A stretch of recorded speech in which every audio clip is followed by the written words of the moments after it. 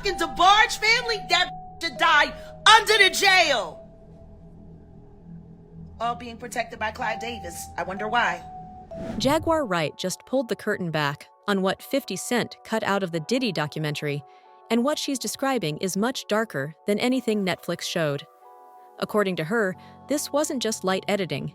She says names were removed, footage was left out, and the real story was trimmed down on purpose. Was there anything at all that you were watching this documentary that was new information to you? New? Yes. No. From the history of Puff, him coming up, anything new? No. There was nothing new for me. There was nothing new for me. 50 isn't just as bad as Diddy. 50 actually has a heart. He's a lovable thug. You know? Somebody should ask Soulja Boy how loving he is. He's very loving. All that time they spent together and the way he believed in him. Oh my God. They were almost inseparable. Truth is, Curtis is a swish. Been a swish for many years. Everyone knows it.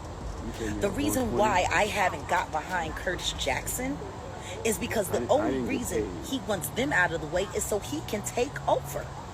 If you clicked on this video, it's probably because you heard Jaguar Wright is going all the way in on 50 Cent's Diddy documentary. And honestly, your curiosity makes sense. While everyone else is focused on what made it into Diddy, The Reckoning on Netflix, Jaguar is talking about what never made it to the screen at all. She says the most shocking parts weren't cut because they were weak or boring. They were cut because they were too explosive. The kind of information that could raise serious questions about powerful people. In this video, you're going to hear about a few major things Jaguar claims were completely left out. First, she talks about Clive Davis and why his absence from the documentary stood out, and why no one seems willing to speak on him. Next, we'll break down what Jaguar says was missing from the Lil Rod lawsuit coverage, including why Stevie J was never mentioned. And finally, she makes some jaw-dropping claims about Diddy being connected to the Illuminati and spiritual warfare that go far beyond the music industry. And Jaguar has some very interesting theories on why 50 chose to keep silent on some things. And now they got an even bigger one named Curtis Jackson.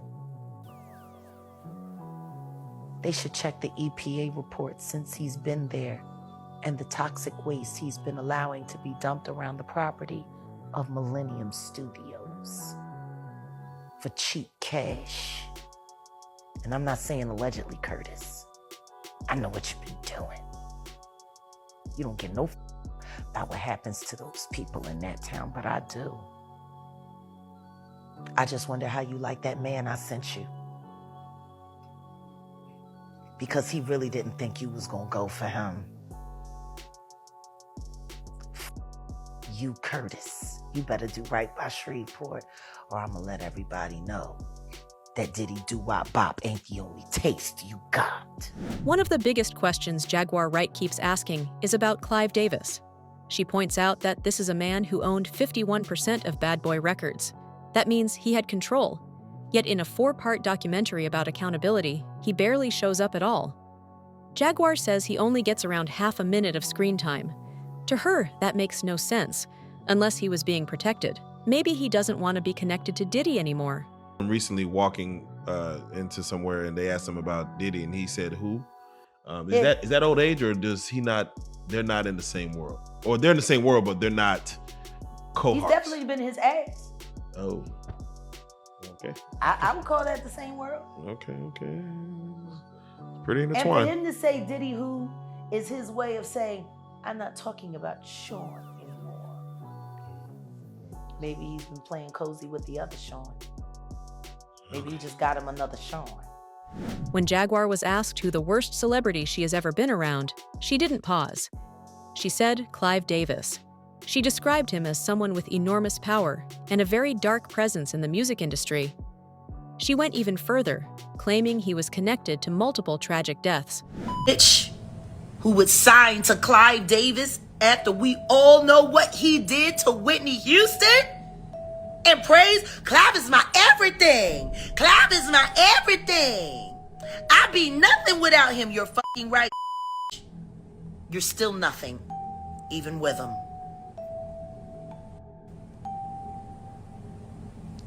Like, why does nobody want to be honest about this?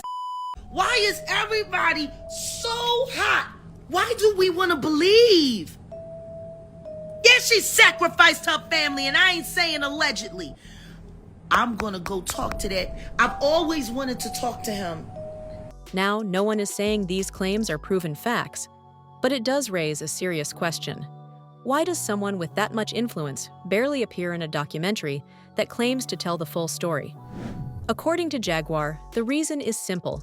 Talking about Clive Davis means talking about the real power behind Bad Boy. Who's the worst celebrity like that you've been around and is like the most full of sin? I know no sin is greater, but like just was like, damn, this Clive Davis. Devil incarnate. Clive Davis.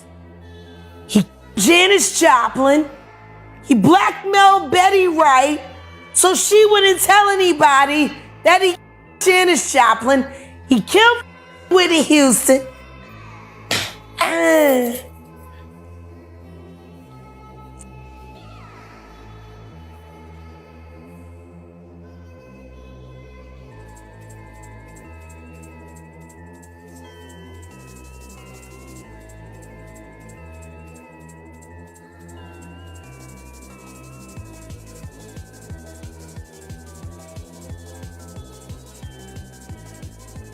Jaguar also brings up moments and connections that she says people refuse to talk about.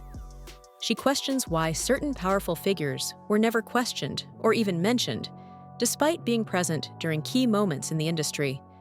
To her, these silences are not accidents. She believes they are deliberate. Clive is a whole freak. You think Clive put him on to all? I know. Clive, that's what he do. Queen Clive. Long may she reign in hell. When 50 Cent... Don't nobody want to talk about why R. Kelly's bus was parked in Clive Davis's driveway, why his tour bus was parked in Clive Davis's driveway at the house where the shit went down between Chris and Rihanna. Don't nobody want to talk about why it was filled with video girls who were being trafficked. And he was never questioned by Me Too. Why ain't nobody from Me Too saying anything? They had so much to say about Harvey Weinstein, who's now all his charges is being dropped. So much for their investigation. Guess it was a little paper thing. She then talks about Gene Deal, describing him as a peacemaker who helped keep things from spiraling out of control during tense times in the Bad Boy era. According to Jaguar, his presence kept a lot of situations from becoming much worse. She says when he was no longer around, everything changed. Without that balance, she believes unchecked power took over. A million things I could tell you. There were a lot of fights at those old rap shows. What I can say was, he was the peacemaker. Period. Didn't nobody want to feel what he had to give. And he was never quick to give it. He gave a word, and that was understood. And it was the confidence that was built around his character that made Bad Boy so feared. You know what I mean? Because ain't nobody want what he had or the people he could call to back up what he said. That gave Bad Boy a presence not to be fucked with. You know, Death Row had Suge, but Suge was the CEO. Diddy wasn't that. Yeah. But he had Gene, see. And Gene kept him honest. Like, you gotta remember, all of these people been knowing each other since high school. We talking back in the day. You know, even out, like, when people don't even realize, like, I'll Be Sure and Pete Rock, they're best friends, yo. Right. They went to high school together. They've been best friends since 10th grade. People change a lot when money and circumstances come into the way. How a person acted in the 10th grade is going to be very different than how they act with $500 million and an axe to grind. You know what I mean? Like, it's a different person. Jaguar Wright also exposed footage of Diddy and Lil Rod spending time together during a strange and confusing period. She described the situation as extremely unsettling, especially when paired with voice messages that felt overly personal and inappropriate for two grown men. Speaking of God, did you see him with Lil Rod working out? Oh man, that was While they were on the come down from all of the pharmaceuticals and all of the weirdo behavior and all of the alcohol, watching TD Jakes. yeah. That didn't look weird. It's very weird. The voice memos alone. I miss your legs. Your limp leg. Your limp leg. Damn. Not legs. Your limp leg. LEG. Yeah. Jeez. What straight grown man says that to another grown man? Because it sounds like the leg that he was referring to was his pee-pee scar. When Jaguar talks about Lil Rod's claims, she says this is where things get truly disturbing. According to the lawsuit, Lil Rod described nights where people were drinking heavily, then suddenly losing awareness and waking up without memory of what happened. Jaguar says that alone should have shocked everyone watching, but instead, it was brushed past far too quickly. That's as wild as it gets, man.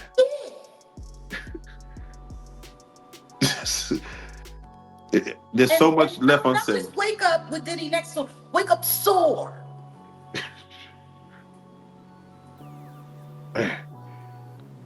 But I'm tripping, all right? I'm tripping. I mean, that's what the whole world went around saying. I'm tripping. Okay. When you see the Eric Sermon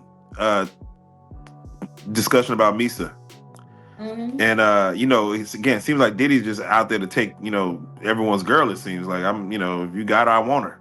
When the story shifts to Kim Porter, Jaguar says the documentary failed her completely. Kim wasn't given her own voice or story.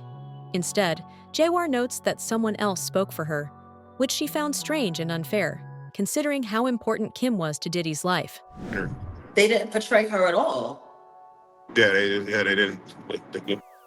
That's the thing. They didn't portray her at all. She was spoken for by Kalima. That was interesting to watch. You don't think? Kalima's testimony? She was probably the most pitiful witness they brought up to speak about all of this in the entire thing. Kalima? Wait, why you say that? She was emotional. She was Emotional? That's what you call it? that's what I'm trying to call it. Capricorn Clark was emotional. I'll give her emotional. I'm sitting there looking at someone, in my opinion, who appears to be struggling with a substance issue, trying not to fall apart on camera. Meanwhile, nobody paying attention to the fact that she's sitting there afraid to really say anything at all because she's in the middle of a custody battle and she's trying to get her kids back. And she's got to be careful of whatever she says because it could make it impossible for her to get her kids back. Did nobody pay attention to that? Yeah, no, she said she wanted $5K from Diddy. She wanted $5K from her former bandmate and a billionaire. And he wouldn't even give her $5K to help her get her kids back? From there, Jaguar raises another big question. Why were certain people never mentioned at all? She specifically calls out Stevie J, saying his absence makes no sense. According to Jaguar, Stevie J lived in the same house where much of this activity allegedly happened, and was one of Diddy's closest producers for years. Yet somehow, his name never comes up. Nobody's talking about who her husband is and who her husband is to Diddy. He's one of Diddy's #1 minions. Oh yeah, no, that's news. He's a loyalist. He is a Diddy doo-wop-bop.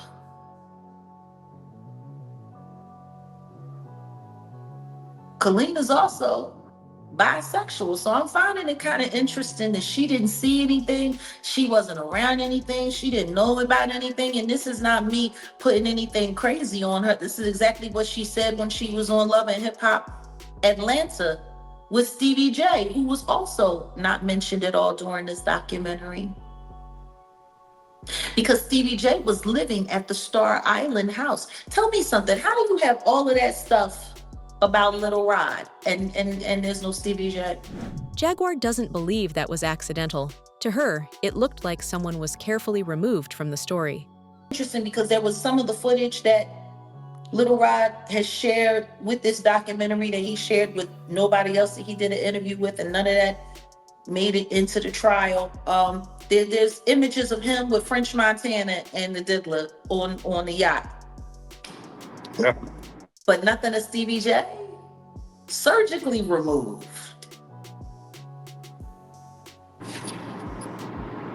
Isn't that wild? Yeah. Yeah. See, Stevie J not around? Not at all. Not at all.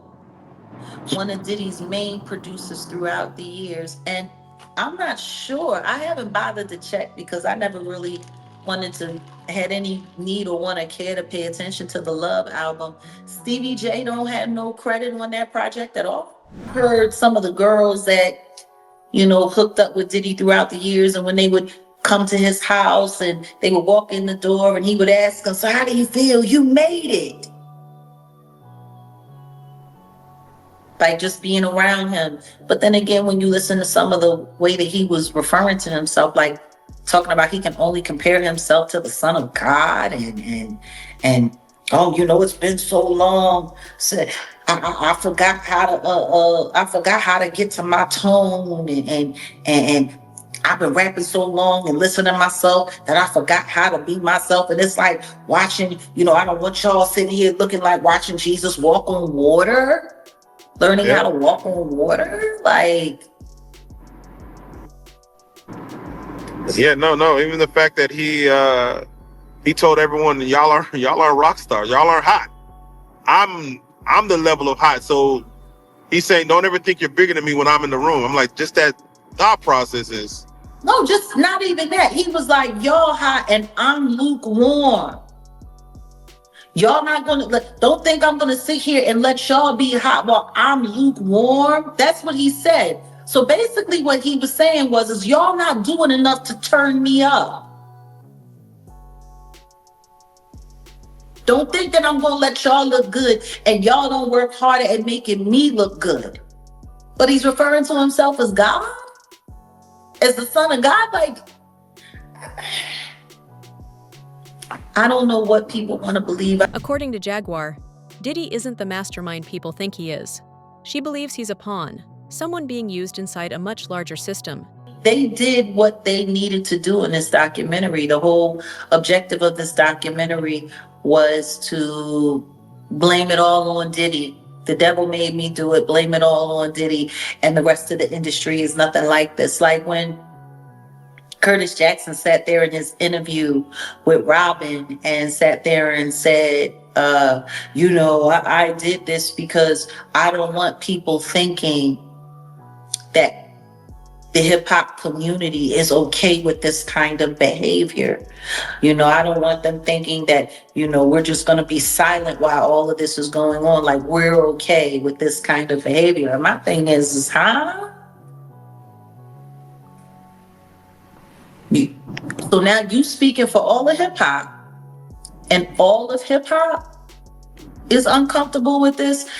You want to know the one thing that I'm finding also very interesting that nobody's paying attention to? The presence of that pyramid You know, that the same thing that the Rock Nation likes to put up, the same hand symbol that the sororities and the fraternities like to use. I'm not going to emulate it because you know exactly what it looks like. Yep. The pyramid sign, that Diddy was wearing that around his neck. You wanna know what I found funny? That there were a bunch of YouTubers that were at that courthouse that were wearing that same, it was a much smaller version, but that same symbol. Yeah. I think, and that's the part of this story that makes it possible for people, I think, to graze over the reality of all that's going on. If you just look at it from the salacious celebrity stuff, from pop culture media, so-called this new media, and I'm really not liking that term, this new media, because what it really sounds like is the name of a gang. Like the media is media. Because I'm looking at the people that are falling under it, and they're all the same people that are involved with, creating these propaganda campaigns. But that's exactly what Diddy was saying at the beginning of the documentary. We need somebody that is proficient, or fluent in being able to spin propaganda and narratives. She calls it spiritual warfare. And once you look at it that way, she says you can't put all the blame on Diddy alone. Only look at it from the face value aspect of it, that's one thing. But if you look to the spiritual side of it, it's completely different. It unveils a much deeper agenda, because for those who, it's funny, people like to talk about God and they like to throw God's name around and they like to talk about their religious and they like to talk about this and they like to talk about that, but then they don't want to acknowledge the spiritual warfare aspect of all of this that's involved. Because if you're only looking at this as freaky behavior and this, that, and the other, then that's perfectly fine. But if you take it and you flip it on the other side and you look at it as spiritual warfare, it casts a much bigger net and a much bigger light on everything. You can't just put it all on Diddy. You can't. And the most damning thing about all of these allegations isn't that Jaguar Wright made them, but that one of Diddy's closest ex-friends, Mark Curry, substantiated them. When the conversation turned to Kim Porter, his tone changed. This wasn't speculation to him. Do you think he had anything to do with Kim Porter passing? I tell you this. On the 16th, it's in my new book. You remember when they say Cassie said that her friend got dangled over a balcony? Mm-hmm. It was on the 16th. And on the 18th, Kim Porter passed. 2 days, something like that. What could have been going on in that house in Covers or on Wilshire at Cassie's little condo would make him want to dangle, or even let it be said that he did dangle, because we don't, Allegedly. It's allegedly said that he dangled. So I'm like, damn, so dangled over the balcony, that means it had to have been an argument about something. Now, Cassie said in the interview, I pay attention to the male escort. I'll unalive you. I said, wow, she's a killer. Then she said that her and Kim didn't get along. Kim knew that she didn't like her and she didn't like Kim. It was a real jealous thing. You know what I'm saying? Because see, Puff, when Kim moved to Los Angeles, Puff moved behind her, right? Chasing her back, put her in a house. He bought a house, put her in it. And then now the original beef was because he had her pregnant and had somebody else pregnant. Sarah was pregnant. At the same time, Kim was pregnant with the twins. So she was like, nigga, you ain't gonna have the whole world pregnant at once. So she's like, I'm getting away from you. You're a greaseball, right? So she's gonna leave him. Then Cassie just comes around. Then he moves Cassie to Wilshire. So she like, damn, nigga, you done moved out here, put me, and you done moved out here too. And I'm trying to get away from you. That was the breaking point. Kim decided she was done and tried to move on with her life. But even then, she couldn't fully escape him. When Kim passed away, the official cause was pneumonia. Mark said that explanation never fully added up for him. The thing that I really want to know is, I'm sure we all want to know. One, you're unalive a man and you didn't like her, and 2 days prior, or a few days prior, it was a big argument in your house, and 2 days later, this is what happened. Somebody please explain this to me. Somebody please explain this to me. I mean, because when you got pneumonia and you got money, guess what you can do? You can get rid of it. Yeah. You don't have pneumonia. Right? Pneumonia, usually, I thought pneumonia had something to do, like a lot of people who had a virus, one of those viruses, we won't say the virus, it usually be pneumonia, would take them out. Pneumonia, right? Mucus build up. Magic. Mucus is the #1 killer of people. What people don't know it. So mucus build up. Thank you, Mark. I see that almost every day. That's right. Gotta keep that stuff right. So then you look at pneumonia, and you look at the things that come, the underlying things that come with it. You be like, wow, this gotta be a little bit deeper, you know. Plus, a lot of people move to Los Angeles once they find out certain things, because Los Angeles is a great place to be to get treated. People went to his parties and said they caught something. You know, there's one dude right now, Cassie running from him right now. She avoiding the lawsuit. Man, she doing the TK. She doing TK like a motherfucker. She running. Do you think she should have been charged as a co-conspirator? I ain't never understand none of they charge, because I'd be like, damn, I used to do the same shit. You know, so I say never put my hand on no woman, but I bought some girls, I bought some stuff before. I bought some coochie. For that shit.